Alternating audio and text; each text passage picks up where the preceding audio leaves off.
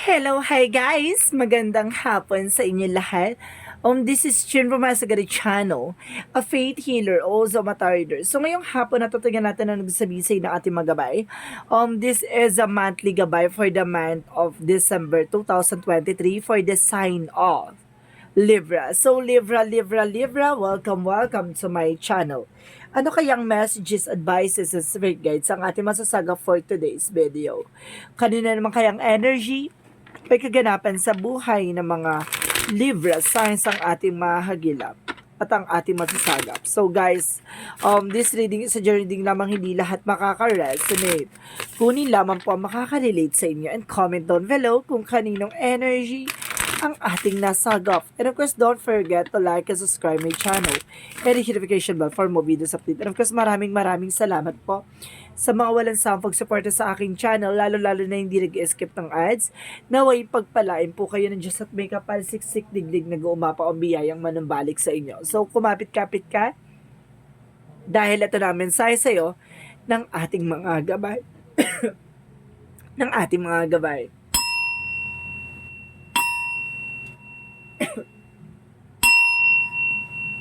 Angel Spirit Messages giving information for the sign of Libra.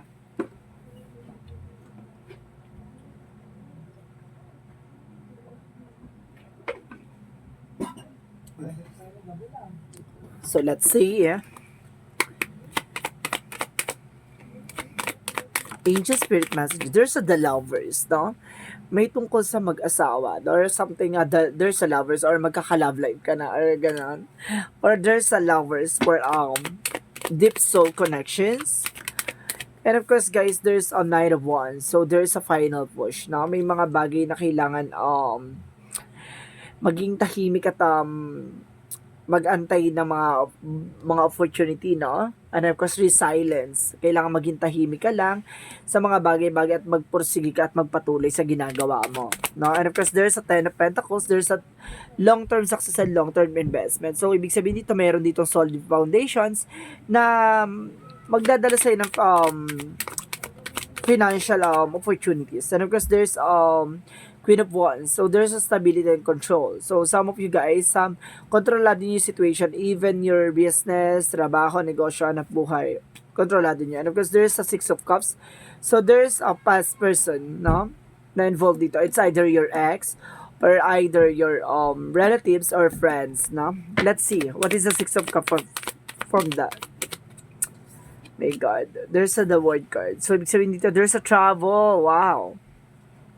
So, may travel ka dito, no? There's a travel involved.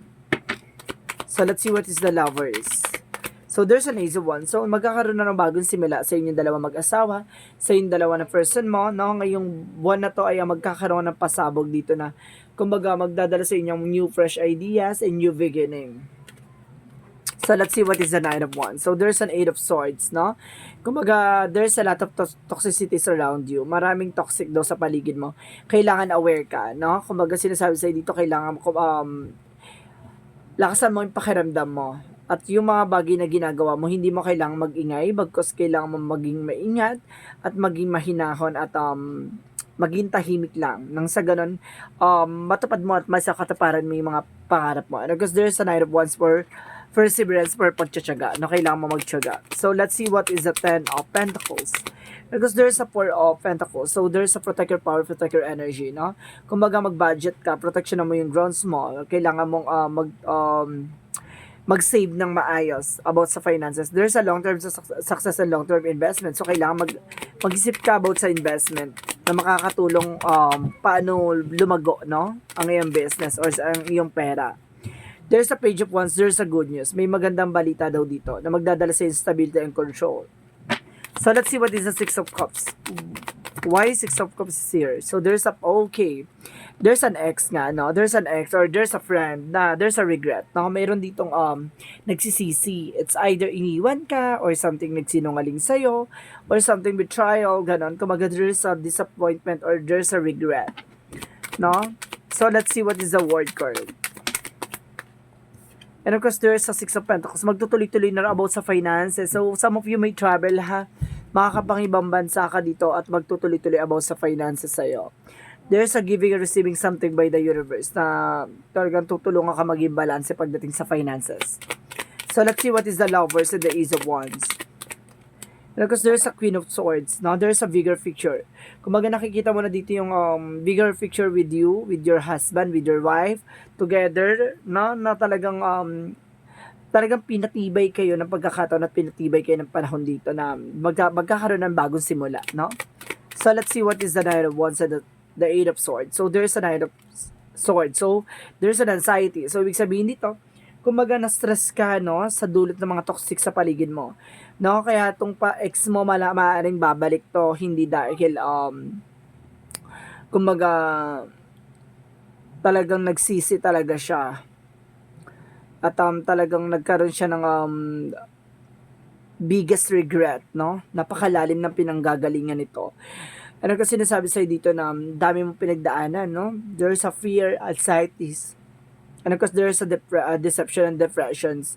And of course there's an Ace of Swords. No, there's a lot of toxicities. Either there's a toxic family, kaya nagkaroon ng gantong separations, no? And of course there's a Knight of Wands. So there's a perseverance, nagtiyaga ka, nagantay ka, ganun. Kumaga, inantay mo yung perfect timing para mag-totally heal ka, no? So, let's see what is the Ten of Pentacles and of course the Four of Pentacles. There's an Eight of Cups. So, letting go, no? Protectionan mo yung grounds mo, protectionan mo yung finances mo, no? Kailangan mo mag-proceed or another sessions or another horizon, no? Na ano man ang nangyayari sa'yo from the past or nangyayari sa'yo from the past or nangyayari sa'yo recent or current situation na kumbaga kailangan mo mag-move on or kailangan mo mag-let go, no? At tutukan yung business or trabaho or negosyo mo. So, let's see what is the Queen of Wands and the Page of Cups. So, there's a Four of Swords. Listen to your intuition and listen to your gut feeling, no? And then there's a rest and rejuvenate, no? Kailangan mo ng pahinga dito na super exhausted ka na dito. Ang dami mong iniisip. Ang dami mong, kumbaga, dala-dala, no? Kumbaga sinasabi sa'yo dito, control mo yung emotions na yan, magkakaroon ka ng new fresh ideas and good news. So let's see what is Six of Cups and of course the Five of Cups. Pero kasi sinasabi dito, listen to your intuition. I told you, there's a Seven of Swords. Diba, nagkaroon talaga ng cheating dito or lying. Kaya nagkaroon siya ng regret or something talaga na, diba, nagsisi. So expect the apology, no? So let's see, what is the Queen of Cups? There's an healing. Magkakaroon ka na raw healing dito. So, some of you baka nasa ibang bansa yung person mo. Or some of you guys, baka pupunta ka na ibang bansa. Okay. So, let's see what is the outcome. There's an Ace of Pentacles. So, there is a big money coming in for you. May malaking opportunity na papasok dito, ha? It's an opportunity or material offer. Either bibili ka ng bahay, sasakyan, or something, magbabuo ka ng panibago pang negosyo. And there's a lot of opportunities talaga with the Seven of Cups. Maraming opportunity dito na talagang pasabog, no? Kumbaga, inolats ka sa love life, pero sinuwerte ka sa finances. Suswertihin ka sa kapalaran mo pagdating sa finances. So, let's see, ano yung mangyayari dito about sa relationship. Gusto ko malaman overall. Relationship. Love life. Okay. There's a Ten of Wands. And the Moon card. There's a lot of burdens, no? Kumbaga, ang dami talagang bigat na pasanin and obligations dyan. Kaya pala, there's a toxic family. Kumbaga, there's kumbaga yung person mo siguro breadwinner or something na tumutulong sa magulang or something ganun. Kumbaga there's an hidden agenda na malalaman mo ang katotohanan sa likod na nangyayari, no?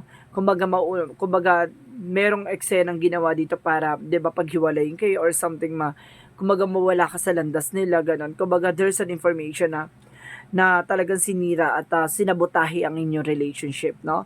Sinasabi sa'yo dito, there's a toxic family dito, no? Behind the scenes, meron dito truth reveal at may revelasyon na magaganap. So, let's see what is a love oracle card.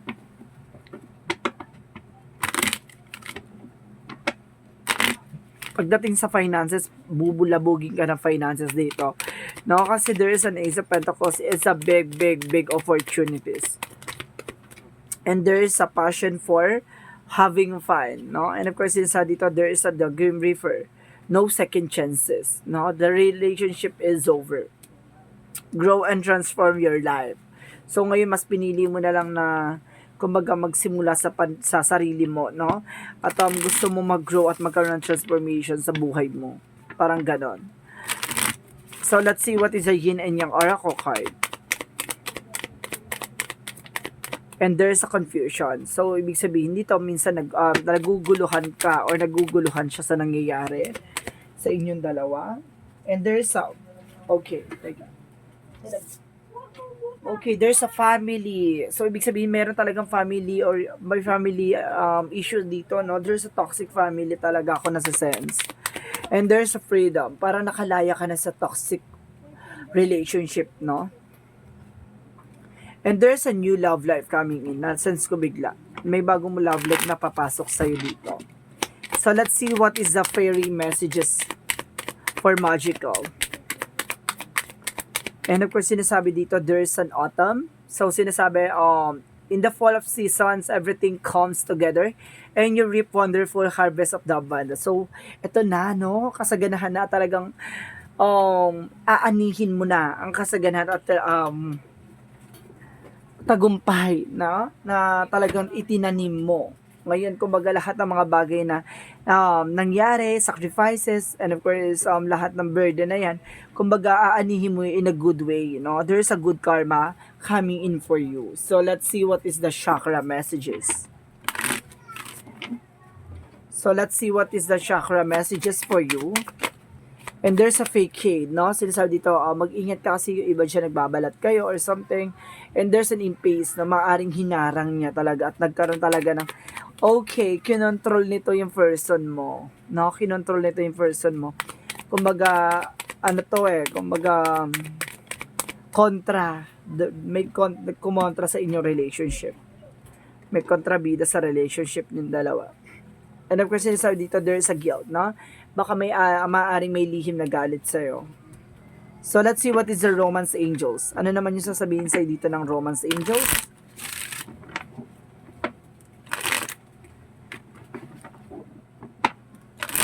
Ano gusto sabihin sa'yo dito ng romance angels? Okay, sinasabi dito, there's a new love. I told you, di ba may bagong pag-ibig na a new person has stirred your romantic feelings. So, talaga may bago talaga, no? Na pag-ibig na papasok dito. Kaya maghanda ka.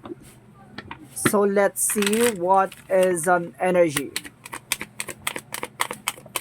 And there's an attachment, no? Ito yung kailangan mong maging aware. No? Mabilis ka kasing ma-attach sa mga bagay-bagay.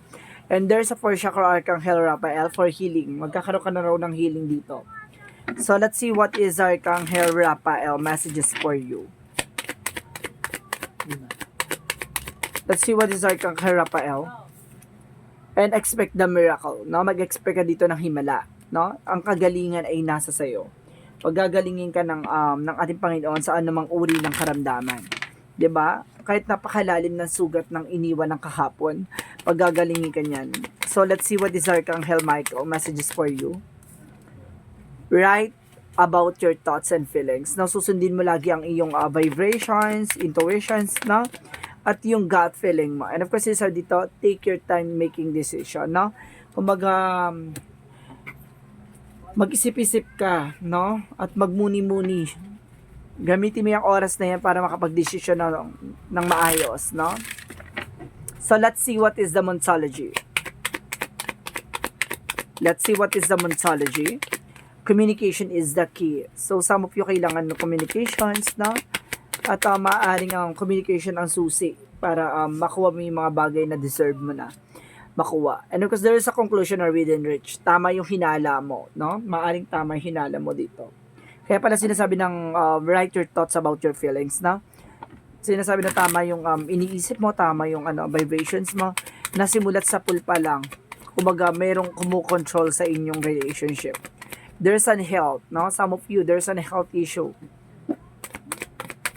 And of course, sinasabi dito, there's a loneliness. Hindi ka nag-iisa, no? Maraming gumagabay, maraming umaagapay sa'yo.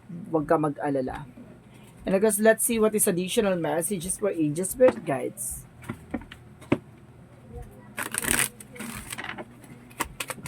Okay, angel spirit, there is some The create severing, Mars energy for anger, conflict, so softening to love. So ibig sabihin nito, ito yung galit, no, yung nagbibigay ng conflict sa lahat ng eksena. So ibig sabihin, mabuting magpatawad at kumbaga mahalin mo yung mga nangyari, no, accept the fact or something, accept the circumstances na nangyari sa inyo. So, let's see what is additional messages for you. And of course, sinasabi dito guys, there's, oh my God, you're on the right path. Nasa tamang direction ka, no? Nung napanood mo tong reading na to, maaaring tumugma sa'yo at nasa tamang direction ka. And of course, there's a justice. I told you, there's a karma. Huwag ka mag-alala, no? Maaaring good karma yan sa'yo na kumbaga inalis lang yung mga taong hindi makakabuti sa'yo. Maaaring there's a justice for hustisya na kumbaga hindi mo deserve mapunta sa taong ganyang yung pamilya, no? Parang ganon. So let's see what is additional messages. At sinasabi dito, there is a trust, no? Magtiwala ka sa present and progress at magtiwala ka sa ating Panginoon. And of course, there's an awareness, no? Maaring hudyat lang na mag-ingat ka at marami pang opportunity na papasok sa'yo. So let's see what is the Jesus loving quotes. So let's see what is the Jesus loving quotes. Jesus loving quote said, and come to you all you that labor and heavy laden, and I will give you the rest. So see, lahat na mabibigat, kumbaga ibigay mo, isurrender mo sa ating Panginoon, no? Lahat ng mga bagay na yun, gagaang yan. Diba? So let's see what is the angel's answer. This is the angel's answer, guys, no? So ibig sabihin dito, magkakaroon ka ng question dyan, mag-isip ka na magiging question mo, and of course, nandito yung kasagutan. So bibilang ko na 3, kailangan nakapag-isip kayo ng answer, ha? Ay, ng question, sorry. So let's see. 1, 2,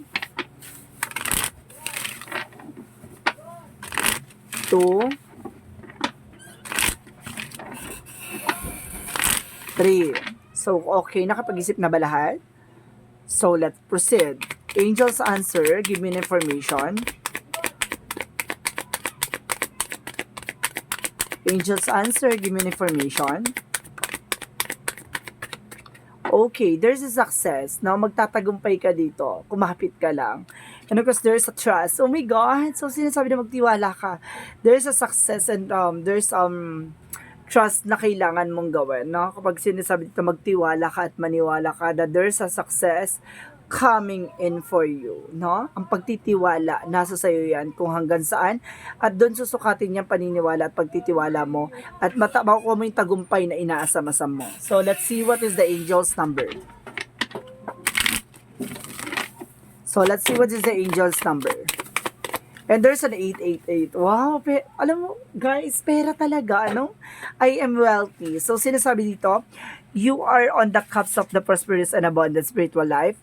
You will find numerous opportunities for success and achievement, all of which brings financial and material abundance into your life. See? Talagang parating talaga yung prosperous na talaga yung, kumbaga kasaganahan talaga yung, talaga nakalaan para sa iyo, 'di ba? Sinaktan ka man at napunta ka man sa mga taong naging sanhi ng kabiguan at sakit na nakaraan mo. So, may mga good, 'di ba? Good opportunities or good fortune na darating sa buhay mo na